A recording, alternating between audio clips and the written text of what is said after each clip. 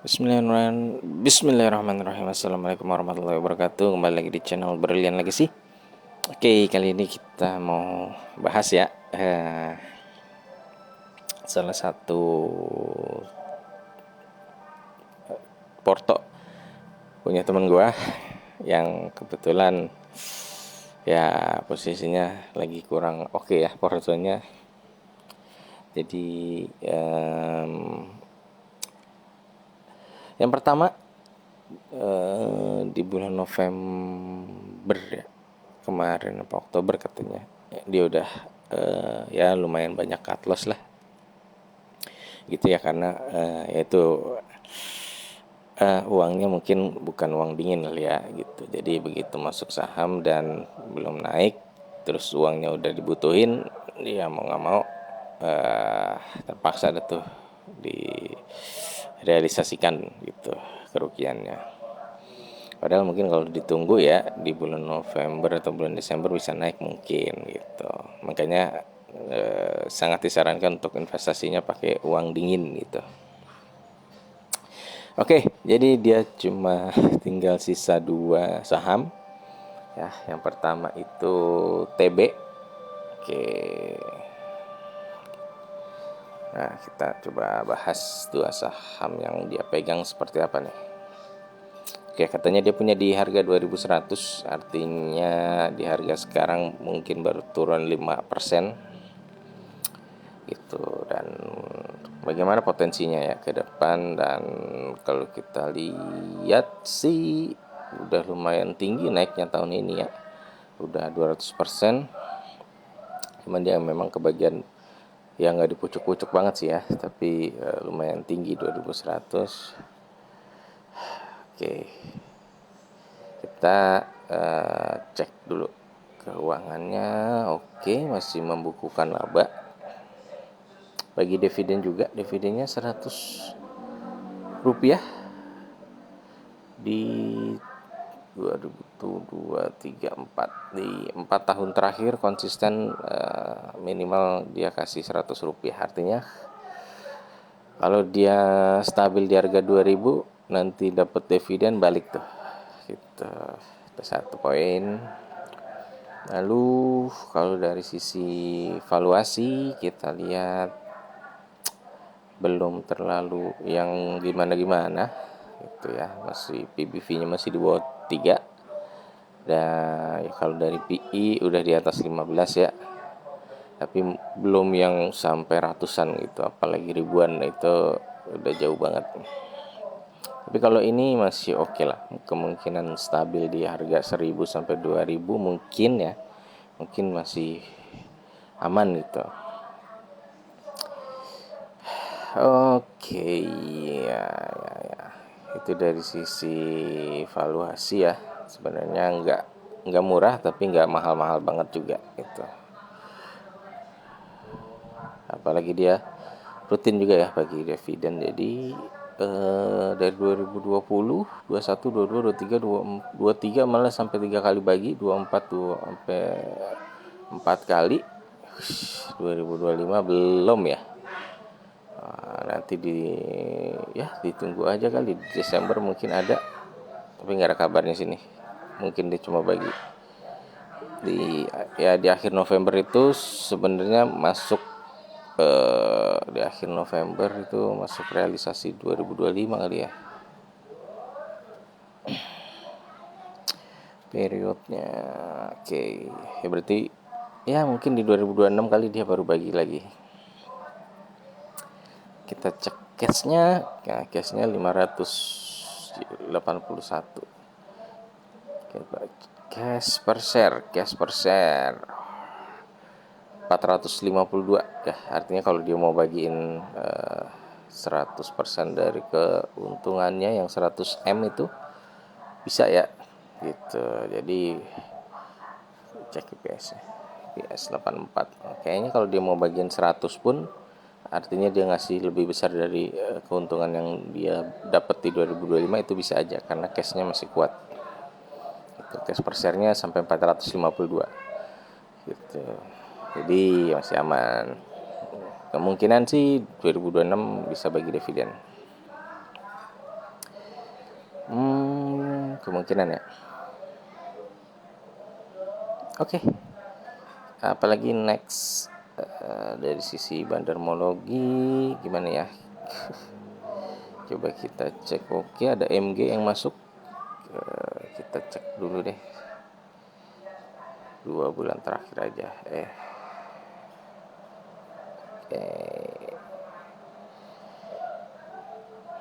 Oke, ini banyak XL yang masuk ya. XL itu sekarang memang tidak bisa dibilang retail juga ya. Itu beberapa kali XL jadi top buyer gitu, dan harga sahamnya masih naik lagi gitu. Oke, tapi dari sisi di sini malah ada menuju small accumulation ya dari XL seperti itu, dan ya mungkin masih oke. Coba kita lihat kalau di cross di all market coba. XL, PMG. Oke, masih mirip-mirip crossingan Becky. Oke, nggak terlalu paham juga gue. Ya intinya sih ya masih aman lah. Secara PI ya, itu dia tuh yang tadi kita tarik ke 10 tahun terakhir, sebenarnya harganya 5 tahun aja coba. 3 tahun. Nah, itu PI-nya di atas min PE-nya ya gitu. Min PE-nya itu ada di 7 kali gitu, tapi sekarang ada di 20 kali harganya. Kalau dari PBV juga biasanya dia dihargain di 1,1 kali, sekarang ada di 2,2. Oke, ya karena memang baru melonjak bangetnya itu di beberapa bulan terakhir aja gitu. Kalau 5 tahun terakhir itu harganya stabil di bawah 1.000, dari ya sekitar 300 sampai 500-an lah itu. Oke, finansial tadi udah sepintas sudah dilihat, enak baik gitu ya. Seasonally tinggal langsung aja kita ke corporate action. Oke, ada tender offer kemarin di harga sekarang sebenarnya lebih mahal dari harga tender offernya. Insider, kita cek profil PT 2 Samudra Perkasa. Nah, kalau kalian googling itu anak usahanya JAR. JAR itu punyanya Haji Isam gitu. Jadi secara profil masih menarik ya. Kepemilikan masyarakat masih di bawah 30%. Oke. Kesimpulannya untuk TB sebenarnya masih oke. Nyangkut di 2100, kalaupun nanti dapat dividen Rp100 di 2026 udah balik gitu ya. Berharap aja nanti harganya masih bisa dinaikin lagi. Gitu. Kalaupun nanti turun, menurut gue masih layak di average down gitu ya, karena masih membukukan laba, walaupun dari sisi kegiatan usahanya gue nggak terlalu mengerti ya. Itu dia kegiatan usaha penunjang dari sektor energi gitu. Oke, nanti kalau untuk itu kalian bisa baca company profile-nya lebih dalam lagi atau enggak di public expose-nya. Oke, itu dari TB. Lalu lanjut yang kedua. Yang kedua itu ada dada. Nah, dia nyangkut di dada. Diamond Property. Nah, dia nyangkut di 170. Berarti dia beli di pucuk ya. Lumayan. Dan oke, kita lihat di statistiknya. Oke, Di sini kuartal 3. Sebenarnya dari sisi pendapatan tidak ada yang menarik. Kemungkinan pendapatannya masih segitu-segitu aja, 1 M per tahun itu. Dan kalau dilihat itu di kuartal 2 ya. Kuartal 2 itu dia 3 bulan kerja cuma dapat 10 juta. Itu berarti kalah sama orang yang gaji UMR. Itu 3 bulan mungkin bisa dapat 15 juta UMR Jakarta. Dari situ sebenarnya ya, kurang menarik sih. Coba kita lihat ini. Dari sisi valuasi udah kemahalan. PI-nya sampai 325 gitu. Tapi kalau dari PBV itu masih di harga wajarnya dia di 1 ya. Ya berarti ya kalau beli perusahaan di harga 1 sebenarnya ya agak-agak fair value lah gitu ya. Walaupun dari sisi keuangannya kalau dari PI-nya itu baru balik modal 300 tahun lah bahasa gampangnya gitu kalau kita beli perusahaan ini.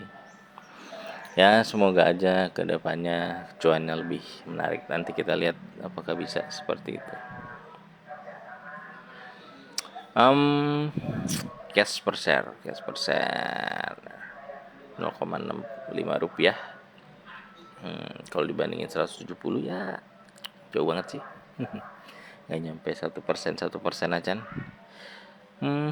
Oke.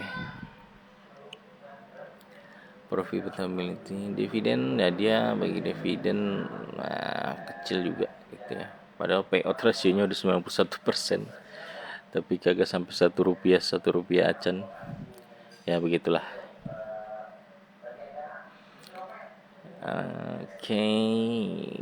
Kesehatannya debt 99 M, cashnya 5 M. Artinya buat bayar utang pakai cash itu agak berat. Tapi kalau dari ekuitas lumayan ada 300 M, berarti bisa bayar utang yang mungkin pakai ekuitas. Ekuitasnya mungkin nanti ada yang dijual untuk bayar utangnya beres bisa gitu. Jadi ya masih nggak terlalu parah lah. Lanjut order book. Waduh ini nggak tahu dah.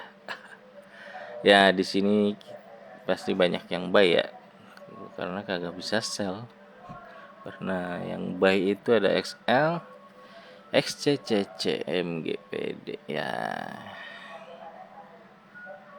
Oke.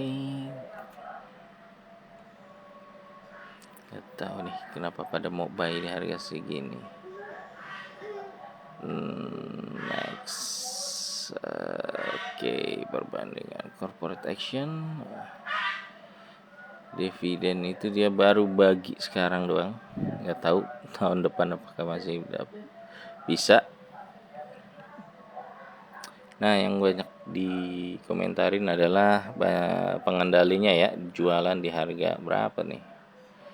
Coba kalian cek tuh di tanggal 23 Oktober. Nah, pengendalinya jualan banyak. Gila guys. Di harga 55, 56. Nah, seperti harga 80. Oke. Banyak banget nih. Ya, mungkin pernah dengar juga ya dibahas di podcast itu ada yang sampai di harga 200 cuy. Luar biasa. Aduh, coba kita lihat profilnya. Nah, profilnya properti dan punya apartemen itu yang di daerah Depok, yang dekat UI ya, Dev Apartemen kalau nggak salah namanya. Gitu. Nanti cek lagi apakah ada properti lainnya selain itu, tapi yang gue tahu baru itu. Nah, nanti cek di websitenya apakah ada lebih banyak lagi. Dan ya kalau dia cuma ngandelin dari satu properti itu dan nggak ada pembangunan lainnya, ya kemungkinan keuntungannya cuma sekitaran itu aja, tiap tahun 1 M aja terus gitu, nggak ada perkembangan ya. Tapi kalau dia punya properti lain yang disewakan atau yang lagi dibangun itu, atau udah jadi tapi lagi dipasarin, nah itu bisa jadi katalis positif buat keuangannya ke depan gitu. Tapi kalau nggak ada, cuma satu itu aja, ya udah stagnan keuangannya di situ-situ aja gitu. Nah yang menarik ini tadi ya, pengendalinya itu keluar banyak gitu ya. Jadi 70% itu sekarang sahamnya ada di masyarakat. Nah kalian lihat itu di Oktober November kenaikannya lumayan drastis, jadi ya, agak berat juga nanti kalau belum dinaikin ya. Oke. PR-nya kamu cek lagi dia punya properti apa lagi selain satu itu. Kalau punya tadi satu, kalau dia punya yang lain, mungkin nanti bisa jadi bertambah pendapatannya. Terus kalau dia punya yang lagi dibangun, itu juga jadi potensi ke depan buat penambahan pendapatannya gitu. Atau dia punya yang sudah dibangun tapi belum laku, itu juga bisa jadi potensi pemasukan ke depannya itu. Tapi kalau nggak ada lagi, ya udah gitu. Dan ya infonya waktu ditanya kenapa jual saham, pengendali jual saham, katanya ya buat modal perusahaan. Nah mudah-mudahan ya, mudah-mudahan benar. Artinya kalau buat modal perusahaan berarti dia akan jadi ini itu apa namanya, capex gitu ya. Artinya bisa dijadiin modal usaha baru lagi gitu ya, bangun proyek di mana gitu. Tapi kalau ternyata enggak, ya udah stagnan aja di situ gitu. Dan ya udah, kalau di harga 50 sebenarnya masih fair value gitu. Jadi kalau saran gua sih nanti di average down, tapi tunggu dulu ya, tunggu dulu 6 bulan. Kalau 6 bulan harganya nggak kemana-mana di 50, kemungkinan masuk FCA. Kalau masuk FCA kemungkinan akan lebih turun lagi dari 50. Nah di situ mungkin kalau mau average down ya, karena 170 lumayan tinggi gitu. Tapi gua nggak tahu dia punya barang berapa lot gitu ya. Ya paling ya nggak banyak sih harusnya sih gitu. Oke. Ya mungkin kesimpulannya itu untuk TB masih oke gitu ya di 2100. Kalau dada untuk ke 170 mungkin agak berat gitu ya. Mungkin malah nanti akan masuk FCA. Setelah masuk FCA akan tambah turun lagi. Mungkin nanti saat tambah turun lagi pengendalinya masuk lagi ya.